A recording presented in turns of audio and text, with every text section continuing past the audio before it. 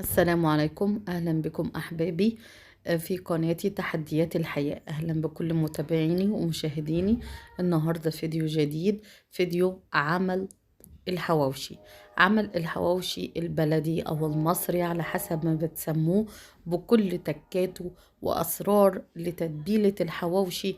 وهعمله بالعيش البلدي، ومعايا بس أقل من نص كيلو لحمة. عمل معايا فوق 12 رغيف حواوشي. يعني كان في منتهى الجمال بأسرار التتبيلة زي ما انتوا شايفين. نسمي بسم الله. بسم الله. أول حاجة معايا، نعتبر انه نص كيلو لحمة. معايا بصل زي ما انتوا شايفين، كمية من البصل، ومعايا جبنة رومي، ومعايا فلفل الوان وفلفل اخضر وشحم الخروف او اللية، ومعايا بهارات ومرقة وخلطة حواوشي وورق لورا. ونمشي مع بعضينا حبة حبة. انا دلوقتي عملت ايه؟ حطيت في الكبة بتاعتي شحم الخروف او اللية، وحطيت ورق اللورة وجبنة رومي، يعني شريحتين جبنة رومي، وفلفل اخضر. لو انت عندك فلفل حامي حطي، انا ما كانش عندي فلفل حامي. وحط معايا فلفل احمر او فلفل الوان. طبعا بيخلي لون اللحمة ولون الخلطة رائع. ده أول سر من الأسرار، بيخلي لون الخلطة وطعم الخلطة مسكرة وجميل. يبقى أنا دلوقتي حطيت معايا اللية، وحطيت معايا الورق اللورة، وحطيت معايا الفلفل سواء الأخضر أو الألوان، والجبنة الرومي، وهطحنهم في الكبة.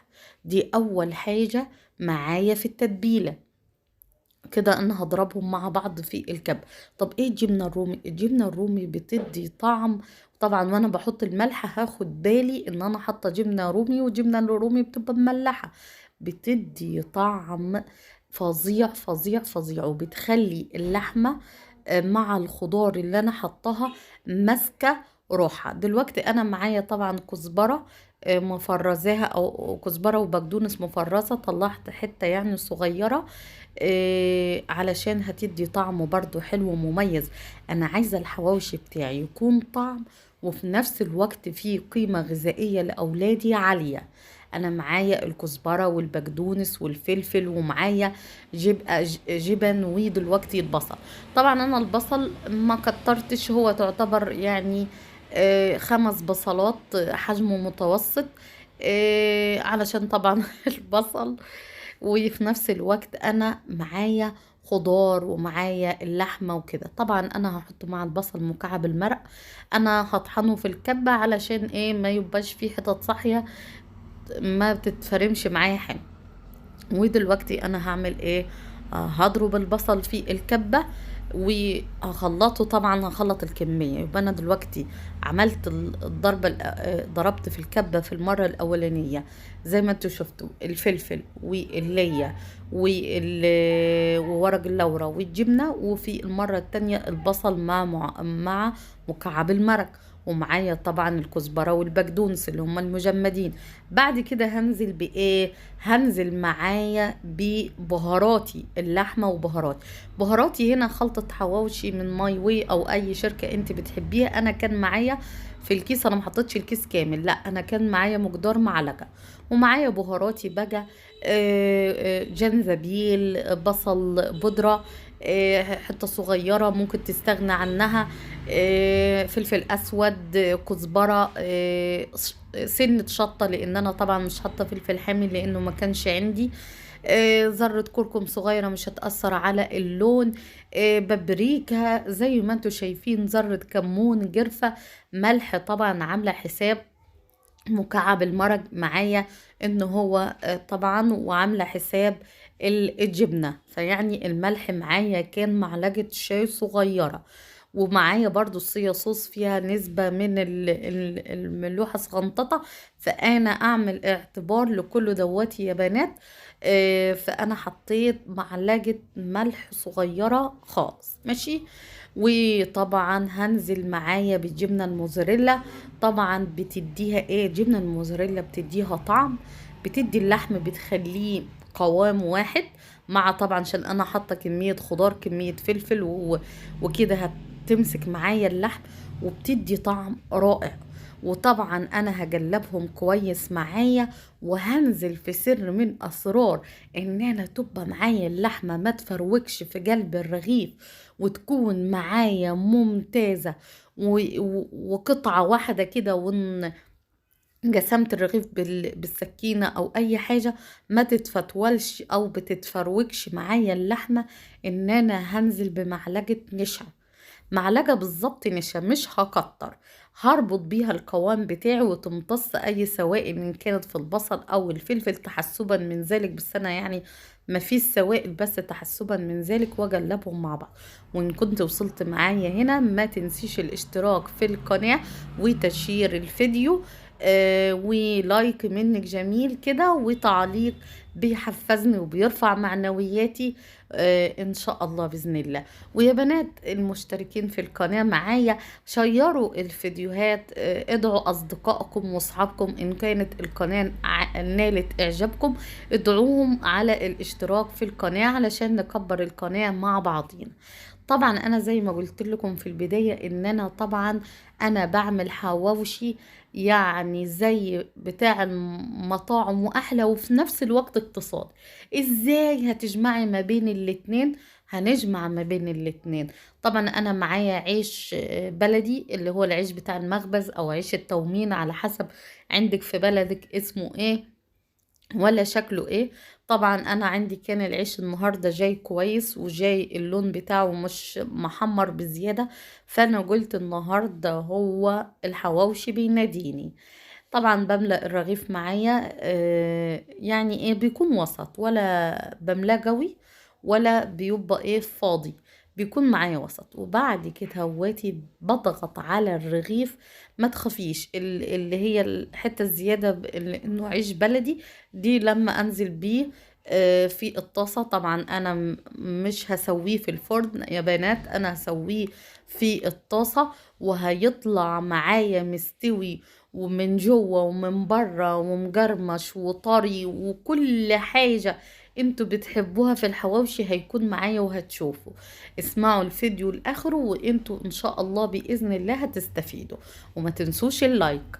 دلوقتي طبعا انا هعبي معايا الرغيف. طبعا انا بحط معلقة كبيرة بحيث ان حجم، طبعا اللي بيحكمك انتي حجم الرغيف معاكي قد ايه. الطبقة هي ما بتكونش سميكة ولا رفيعة، وبضغط بس على الرغيف بحيث ان انا اساوي اللحمة جوه الرغيف. طبعا احنا زي ما اتفقنا يا بنات ان احنا هنطيبه في الطاسة. طبعا انا عاملة كمية بسم الله ما شاء الله من نص كيلو اللحمة، عملنا كمية حوالي عن فوق ال 12 رغيف. فانا علشان ما اخدش وقت انا معايا طاستين على البوتاجاز. اول حاجة من اسرار التسوية ان انا اول حاجة نزلت طبعا ايه، سخنت الطاسات، نزلت بمعلقة زيت واحدة بس في كل طاسة من الطاستين. وفي الاخر ان انا اغطي الطاسة معايا وانا طبعا مسخنة الطاسة، واوطي واطيبه على الهادي. هتطلع معايا اللحمة مستوية ورقعة. ودي الكمية اللي انا عملتها يا بنات كلها.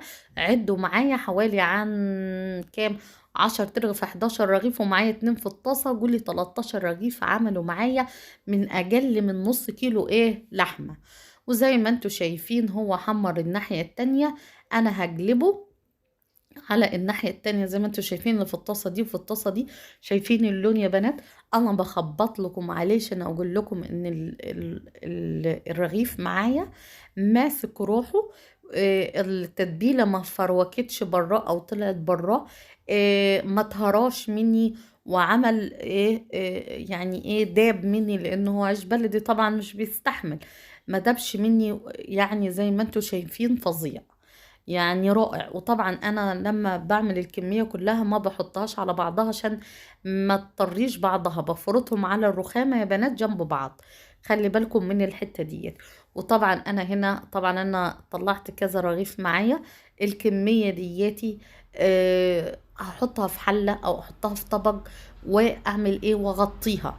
انتي بتحبيه مجرمش، هو طالع طبعا من الزيت، هو اللي مخليه اللحمة من جوه طرية والرغيف من جوه دايب وفي نفس الوقت مجرمش. وشادد روحه كده ومش طري ومش دايب في ايديا.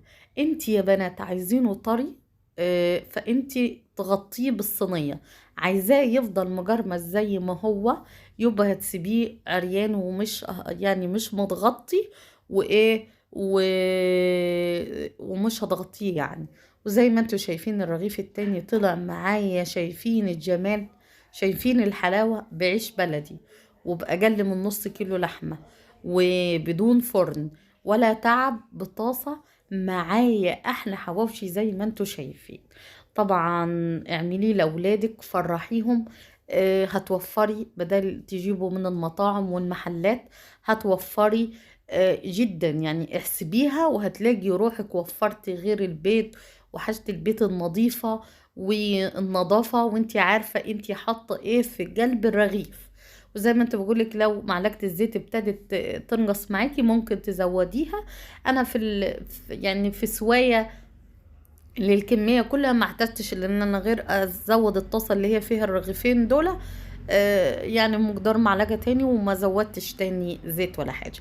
وزي ما انتوا شايفين طبعا انا اول ما بحس هو حوالي يعني بياخد الرغيف معايا على الوش ده 5 وعلى الوش ده 5 تقريبا يعني، لان انا موطية طبعا البوتاجاز على الاخر زي ما انا قلت لكم. طبعا بقلبه الناحية دي الناحية دي، اوعي تنسيه علشان ما يتحرقش منك.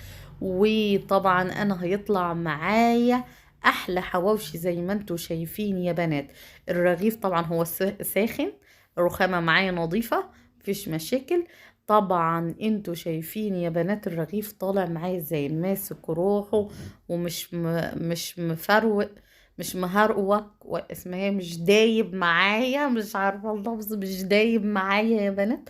وزي ما انتوا شايفين، شايفين الحلاوة، شايفين الجمال، استاهل لايك، استاهل تشهير الفيديو، صح؟ ويا بنات ادعوا اصحابكم وادعوا اصدقائكم على الاشتراك في القناة علشان نكبر مع بعض. وان شاء الله باذن الله اكون عند حسن ظنكم واقدم لكم كل ما هو مفيد باذن الله. زي ما انتوا شايفين طبعا انا الكمية كلها معايا عملتها بالشكل دواتي. طبعا انتي مفيش وقفة، بتحطي الرغيف، بترجعي بعد 5 دقايق بتعملي ايه، بترجعي تقلبيه على الناحية التانية، يعني مش مجهد. والتسوية من جوه فظيعة. ويعني ألف هنا عليكم. طبعا دي مش الكمية كلها، أنا حبيت أقدم معاكم الكمية دياتي، وطبعا قدمتها لهم على ورق زي المحلات. والسلام.